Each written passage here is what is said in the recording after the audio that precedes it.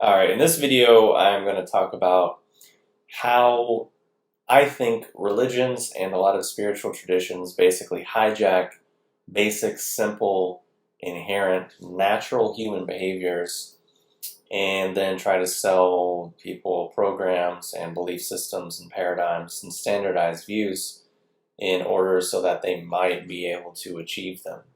So what I'm talking about is things which we typically compartmentalize out into the realm of spirituality or religion or morality.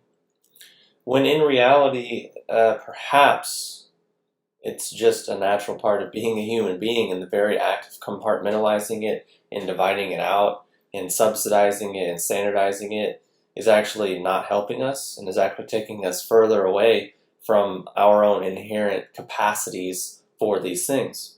So what am I talking about, just to give this some clarity and context?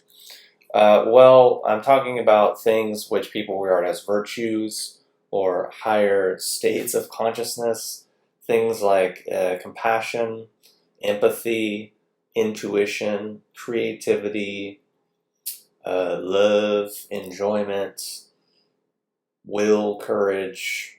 I mean, basically these kinds of things, and getting into also looking at other states of consciousness, unity states of consciousness, flow states, interconnectedness, all these kinds of things. So when we set up a paradigm that says, I want these things, and it's going to be different for each person based on our tradition, our culture, our age, our personality, whatever, but the mechanics are the same. And when we set up a basic thing which says, well, I want this thing, oh, but it's up here, over here, so I need to go over here and get this thing to basically get me so I can get this other thing. So implicitly, that's putting a lot of spells and limitation upon ourselves. And it's not that necessarily the tradition or the culture or the practice or paradigm might be good or bad, right or wrong. Really doesn't matter. It's kind of beside the point.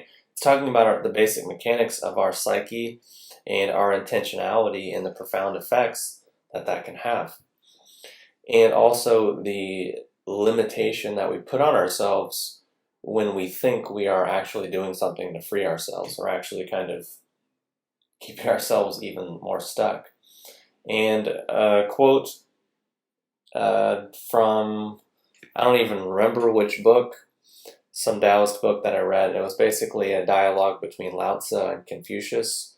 And obviously it's completely fictitious. It's just there to illustrate a point. It might have even been the Zhuangzi, because he would always make shit up about both of those people.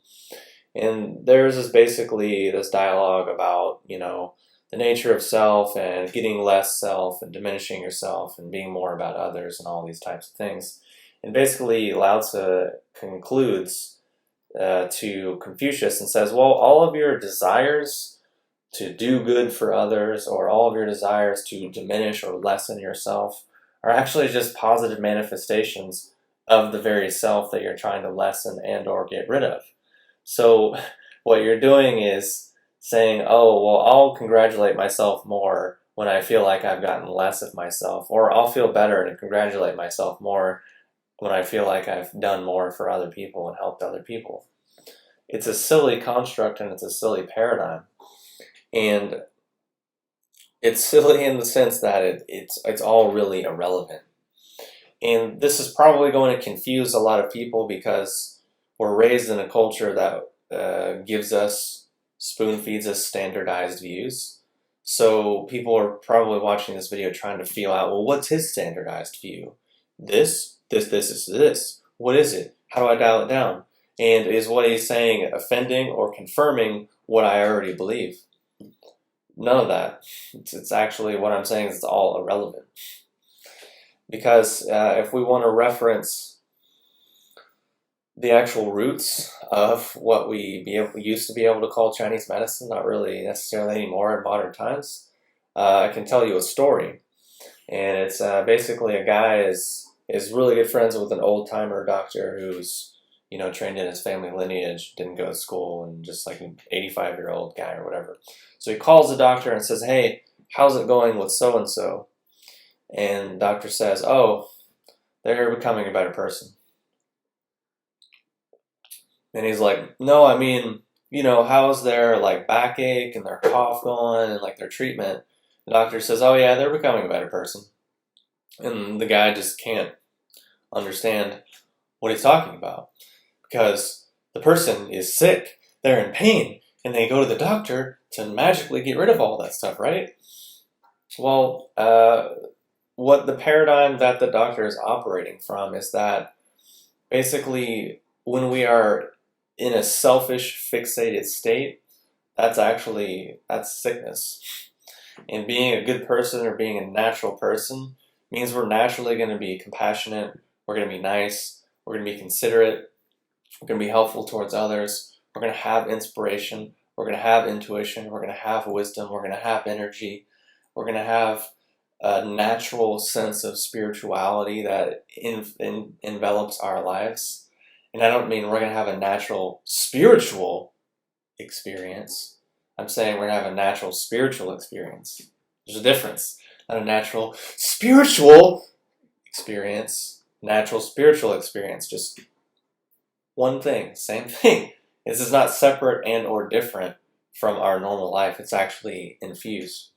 And it's only when we're actually sick and diseased that we lose all of those things, or at least we think, or the veil is put in front of us where we believe that we've lost them. So then we need all of these handrails and crutches and things to supposedly deliver us to the promised land. Which again, there's nothing wrong with any tradition or practice or paradigm or group. It's not what I'm saying at all. I'm talking about a different view. I'm talking about a view here, a view teaching, a way of looking at things. It's not a moral issue. It's not an ethical issue. It's actually above and just totally different and beyond that conversation. And it's just because we get locked into these standardized ways of seeing the world that we don't really see that that could be possible. Because what we think is, oh, well, whoever, this saintly person, or Jesus, or Buddha, or Muhammad, or Lao Tzu, or Zhuangzi, or any person that we put on a pedestal, or the Dalai Lama, we make up all these ideas about, how they are, and how it was, and how they behave, and we make up these ideas of perfection. But perfection is not human. And if a person was really perfect, they probably wouldn't be in this realm, in this dimension. And the point I'm making is what I'm trying to say is we develop standardized views about compassion and about wisdom or joy or inspiration or selflessness or non-attachment. And this is just based out of our standardized conditioning, which is based in this whole power manipulative structure that we've been raised in. It's actually not real. It's actually not really how things work, or how those cultures worked, or how those traditions work, or really what the teachings are about at all. It's actually completely beside the point. And it's just another symptom and manifestation of the fact that we are actually sick, and we're carrying this distorted view over into something, and then distorting the thing, and then it just completely recapitulates itself. As I was saying before, our desire to get rid of ourselves or fix ourselves is a manifestation of the very self that we're trying to get rid of or fix. So how is that really going to work? I don't know. And I'm not talking about pessimism. I'm talking about apathy. I'm talking about something much bigger and grander, which can't really be put into words. And this is where we start to get uncomfortable. Because, what is it? What's going to happen? I don't know. And perhaps this is something that we can get more comfortable with, which is, I don't know. And knowing is actually shit. It's actually a limitation on ourselves and on our experience to really know, really think we know. It's actually a form of imprisonment in the constraint. So what I was trying to say earlier about the supposed virtues is that people make up ideas. I'm going to be compassionate. I'm This is what compassion is. This is it. I have to do it all the time. Everything has limitations. And everything, it's just way more complex than our hamster wheel up here can really do. And there's another quote from, I think probably the Tao Te Ching, which says, real virtue is unaware of itself. Inferior virtue can't let go of being virtuous, thus isn't. And virtue is not a moralistic term in this context. It's more of an influential term, or a non-doing, happening, kind of random, chaotic term. So, yeah, hopefully that makes sense and has broadened your perspective a little bit. I'm already prepared and waiting for people who are going to get upset and offended. Oh, you don't know what you're talking about. How dare you? When that's really not what I'm saying at all. It's again just more standardized views and thinking that I'm having a standardized view which says this thing is bad and you should do this instead. It's really not what I'm saying at all. So hopefully that's been helpful. I really did not have an outline. Honestly, before I started recording, I didn't even have any idea what I was going to talk about. So that's how it goes. Anyways, thanks for watching, and I will talk to you soon.